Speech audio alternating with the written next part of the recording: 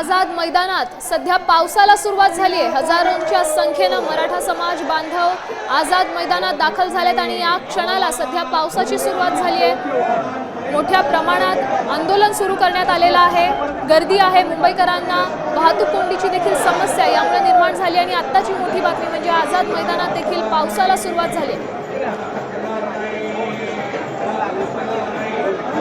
दृश्य आहेत आझाद मैदान परिसरातील। आपण सध्या ही गर्दी पाहू शकतोय।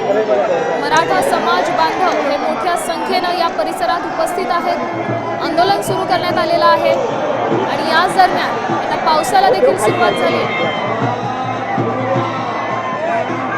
आंदोलकांकडून काही वेळापूर्वीच होणाऱ्या गैरसोयीबद्दल बोलून दाखवण्यात आलं होतं।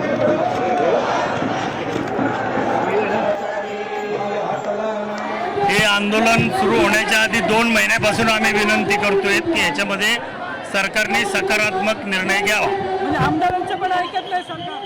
नाही असं आमदारांचं ऐकत नाही असं नाही, परंतु याच्यामध्ये सरकारने आता ठाम भूमिका घ्यायची वेळ आलेली। विरोधी पक्ष काय भूमिका काय घेतली?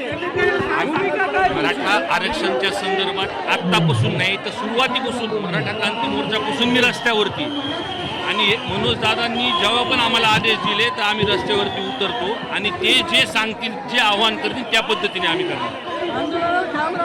मुख्यमंत्र्यांना विनंती करणार हो नक्की। एक विरोधी बाकावरती तरी आमदार असलो तर आम्ही त्यांनाही पत्र देऊ। सर्व आमदार मिळून तिथं आम्ही जाणार आहोत। तिथं मराठा आंदोलनाला पाठिंबा देण्यासाठी या ठिकाणी आपण पाहू शकतो जरांगेंना कुणाकुणाचा पाठिंबा आहे तर आमदार रोहित पवार, बाळासाहेब देशमुख, त्यासोबत प्रकाश सोळंके यांचा देखील पाठिंबा आहे। आमदार विजयसिंह पंडित, त्यासोबत राजेश विटेकर, आमदार राजू नवघरे, सना मलिक या नेत्यांचा जरांगे पाटलांना जाहीर पाठिंबा आहे। त्यासोबत माळशिरसचे आमदार उत्तम जानकर, करमाळ्याचे आमदार नारायणबा पाटील, माढ्याचे आमदार अभिजित पाटील, कर्जतचे आमदार रोहित पवार या सगळ्यांचा जरांगे पाटलांना पाठिंबा आहे।